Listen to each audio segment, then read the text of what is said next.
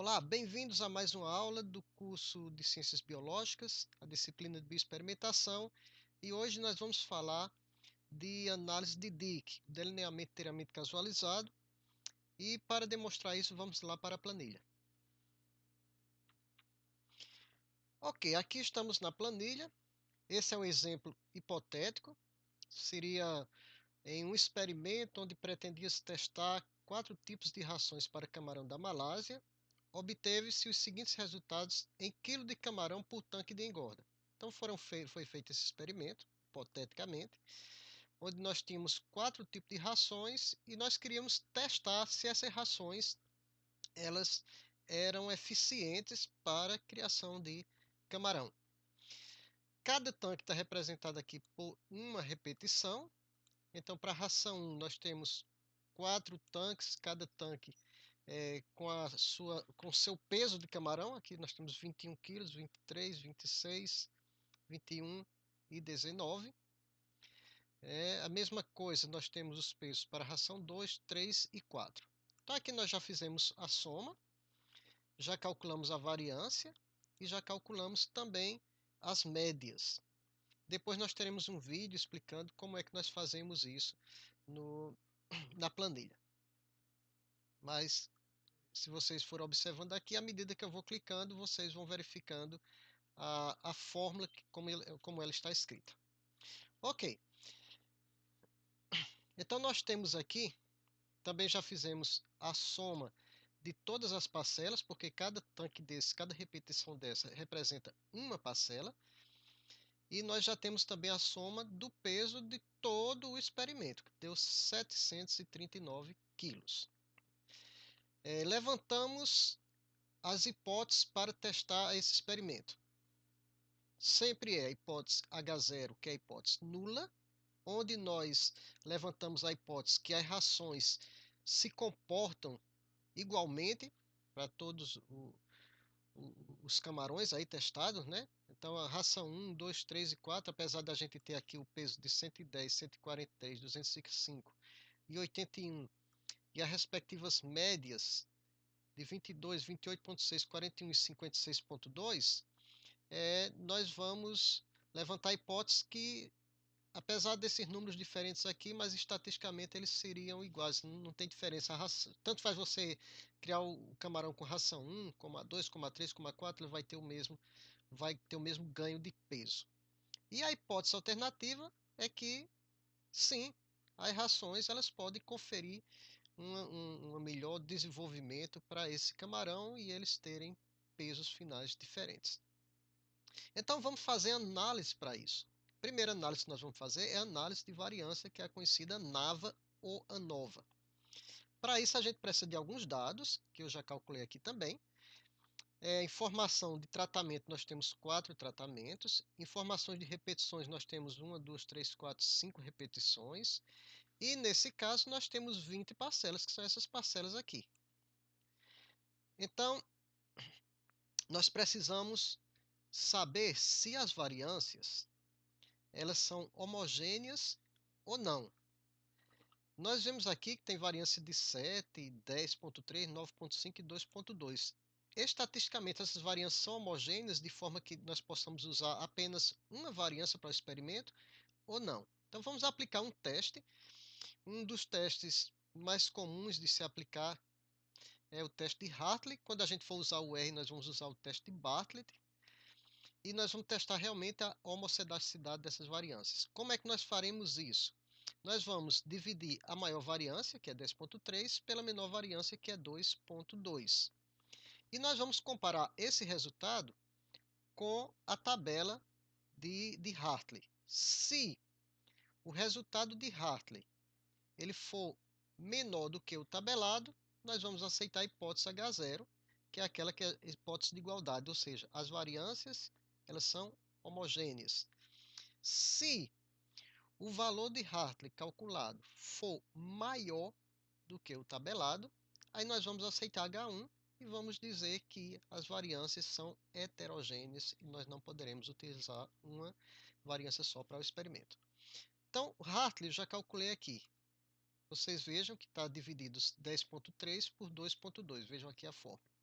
O resultado para Hartley foi 4,68. O Hartley tabelado é esse aqui, 20,6. De onde eu tirei isso? Dessa tabela aqui, ó, tabela de Hartley. Nós encontramos isso facilmente na internet ou nos livros de estatística. Na tabela nós vamos entrar pelo número de tratamentos, então nós temos 4 tratamentos, que é a ração 1, 2, 3 e 4. E nós vamos entrar aqui na linha pelo grau de liberdade de cada tratamento. Então nós temos grau de liberdade 4, 5, 6, 7. O que é grau de liberdade? Grau de liberdade você sempre calcula subtraindo um da informação. Então vamos voltar aqui para os tratamentos. Nós temos a ração 1 com 4 repetições. O grau de liberdade para ele é, aliás, com 5. O grau de liberdade vai ser 5 repetições menos 1. E aí nós temos o grau de liberdade. Cada tratamento, o grau de liberdade dele é 4, porque eles têm 5 repetições, ou seja, 5 parcelas. E nesse caso são 5 tanques de criação dos camarões. Então, grau de liberdade, cada tratamento, como tem 5 repetições, o grau de liberdade é 4. O número que eu vou utilizar aqui, eu posso utilizar para um erro de 0,05, que é 5%, ou para um erro de 0,01, que é de 1%. Eu vou usar aqui o erro de 5%, e o meu número tabelado aqui, que eu vou usar, é o de 20,6, que é esse número que está aqui. Então, eu vou comparar 4,6 com 20,6. Como 4,6 é menor do que 20,6, eu aceito H0.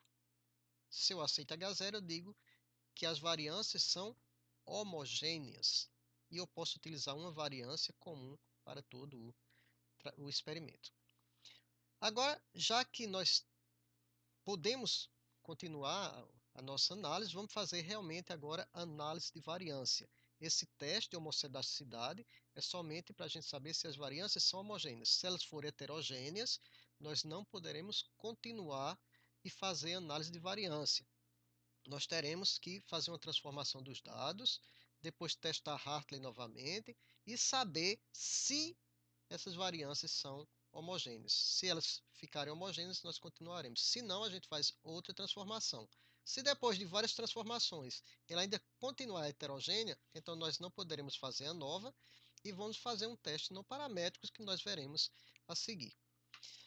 Então vamos fazer análise de variância. O que interessa para a gente vai ser o valor que está aqui no F. Vocês vejam aqui que os resultados estão negativos e tal, mas é porque nós ainda não entramos com os dados da forma que nós deveríamos entrar. Aqui está apenas as fórmulas.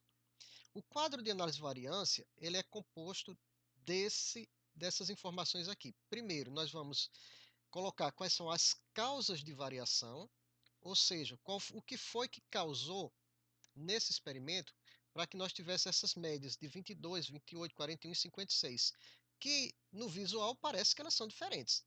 A ração 4 parece que confere aos camarões um peso maior, a ração um peso menor e tal. Essa diferença aconteceu por quê? Qual é a causa dessa variação? Pode ter sido por causa das rações, que é justamente o que a gente está testando, que são os tratamentos. Ou pode ter sido por um erro experimental. Esse erro experimental geralmente não é um erro intencional. São coisas que a gente não consegue controlar, como, por exemplo, uma variação de temperatura ambiental, já que a gente está fazendo esse experimento. Apesar de ser DIC, que tem que ser feito em ambiente controlado, como laboratório, mas uma luminosidade, alguma coisa, a própria genética do camarão, alguma coisa desse tipo que a gente não consegue controlar, que influenciou nesse resultado. Então, isso aqui é o resíduo ou erro experimental. E a soma dos efeitos do tratamento mais os efeitos de erro experimental, isso vai dar todas as causas de variação, que a gente chamou aqui de total. Nós vamos calcular o grau de liberdade, a soma de quadrado, o quadrado médio e o F, e depois nós vamos comparar esses valores com a tabela. Então já colocamos aqui as causas de variações, que são os tratamentos, o resíduo e o total. Vamos calcular os graus de liberdade, já está aqui. Grau de liberdade para tratamento, que são as rações. Nós temos 4 rações, o grau de liberdade é 4 menos 1, que dá igual a 3. Nós temos total de parcelas aqui. Quantas parcelas nós temos? Se a gente passar o mouse aqui e for contar isso daqui, nós temos 20 parcelas. Então, 20 menos 1 igual a 19. E o resíduo vai ser o total menos o tratamento. Vocês veem aqui, ó. Então, total menos tratamento é 19 menos 3, dá igual a 16. Segunda coluna, resolvida. Vamos para a terceira coluna, onde nós vamos calcular a soma de quadrado para tratamento, para resíduo e para total. Vamos fazer a soma de quadrado total, ou seja, a soma de quadrado de todas as parcelas. É soma de quadrado, então vamos multiplicar não, achar o quadrado, né? Calcular o quadrado de cada um desses resultados. Então, eu vou pegar 21 ao quadrado, 23 ao quadrado, 26 ao quadrado, todos eles ao quadrado, depois eu somo. Só que, como nós estamos trabalhando com amostra, e como vocês viram, quando nós fomos calcular variância, isso lá na estatística 1, quando a gente calcula variância de população, nós temos uma fórmula. Quando nós vamos calcular a variância de uma amostra, nós temos outra fórmula que leva em consideração um fator de correção. Nesse caso aqui, nós precisamos calcular esse fator de correção, que é esse C que eu estou mostrando aqui. Como é que eu calculo esse C que eu vou subtrair de todos os cálculos? É simples. Nós vamos tomar o valor total, ou seja, a soma de todas as parcelas, que é esse 739, elevar isto ao quadrado e dividir pelo número de parcelas. Na verdade, é uma média quadrática. Por que a média quadrática? Porque nós estamos trabalhando com o quadrado de cada um valor desse. Então, eu já fiz aqui.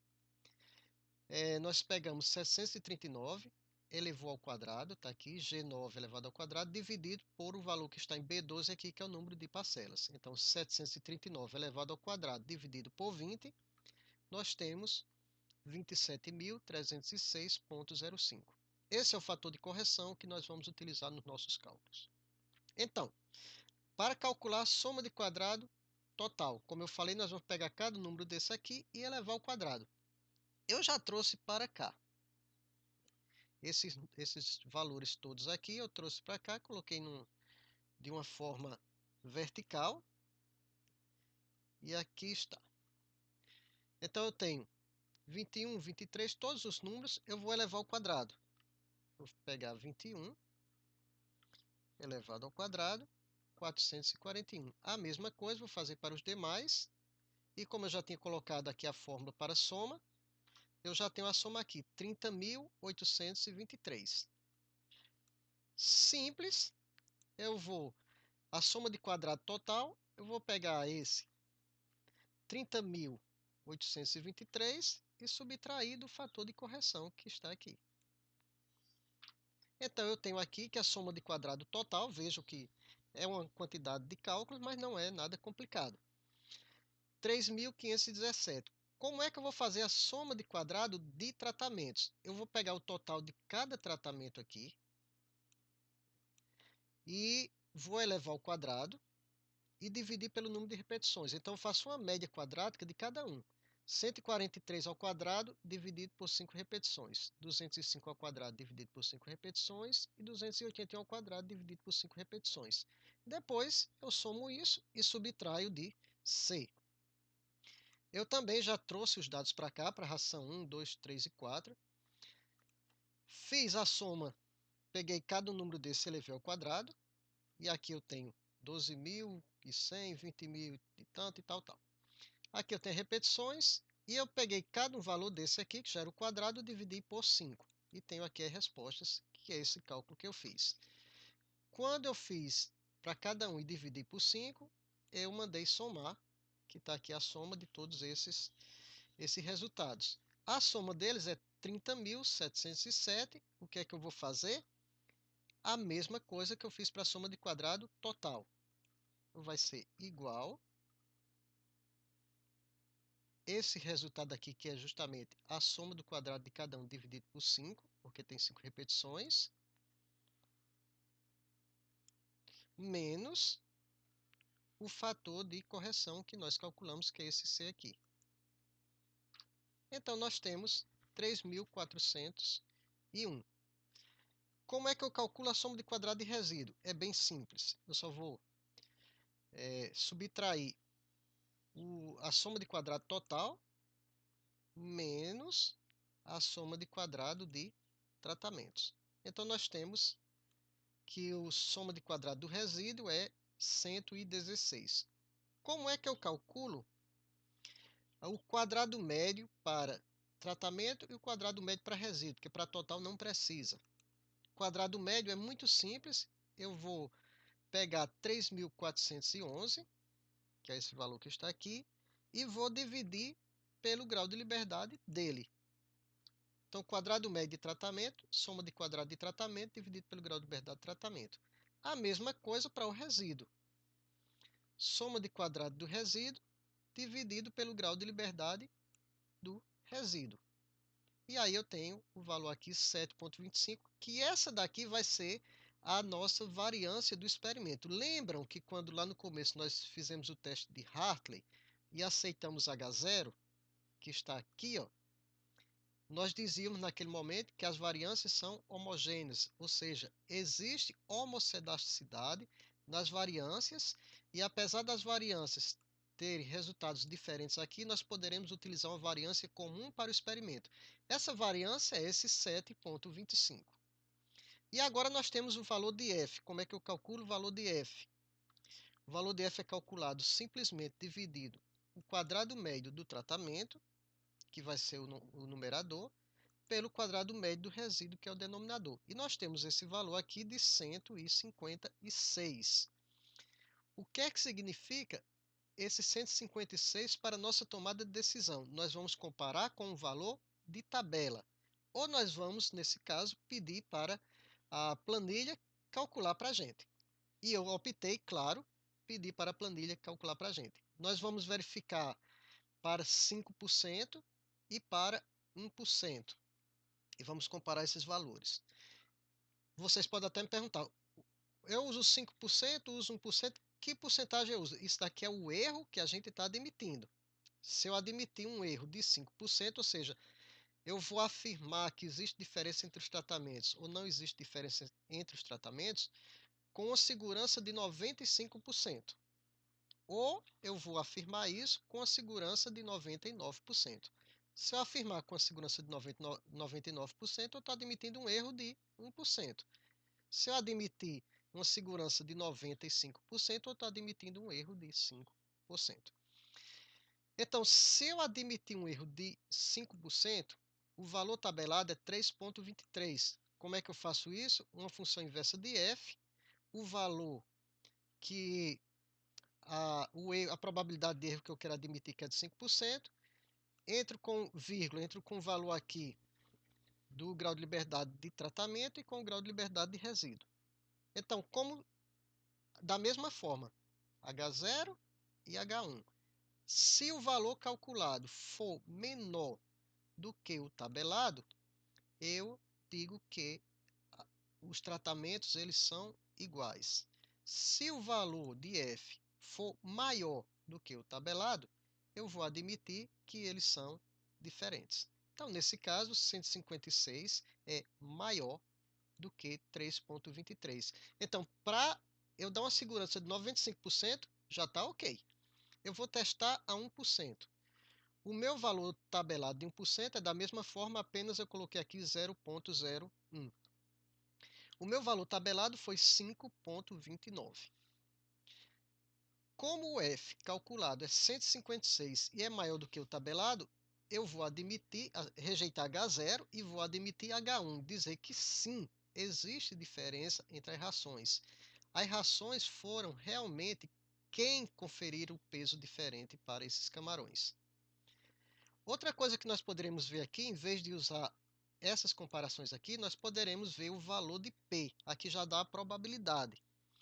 Então, essa probabilidade aqui vai nos mostrar o erro. Aqui está uma notação científica, 4,607 menos 12 significa 4,607 vezes 10 elevado a menos 12. significaria um número desse tipo aqui, ó, 0,1, 2, 3, 4, 5, 6, 7, 8, 9, 10, 11, 460. Ou seja, esse seria a probabilidade de erro. É um erro muito menor do que 0,01, muito menor do que 0,005. É quase, o acerto aqui seria de 99,9999999, seguido de, 9, de 11 noves, né? Então, é uma probabilidade de acerto muito grande. Mas, nesse caso, a gente, quando vai publicar, nós colocamos que a probabilidade de erro é menor do que 1%. Nós não dizemos que é essa probabilidade de 0,00000, menor do que 1%. E aqui nós poderemos concluir nossa análise de variância, concluindo que, como o f calculado é maior do que o f tabelado a 1%, rejeitamos H0 e aceitamos H1 e afirmamos que existe diferença entre os tratamentos. Uma conclusão prática, né? Essa aqui foi uma conclusão mais estatística, uma conclusão mais prática. Nós vamos ver praticamente a mesma coisa. Como o F calculado ele é maior do que o F tabelado, a 1%, então nós rejeitamos H0, aceitamos H1 e aceitamos que as rações conferem pesos diferentes aos camarões.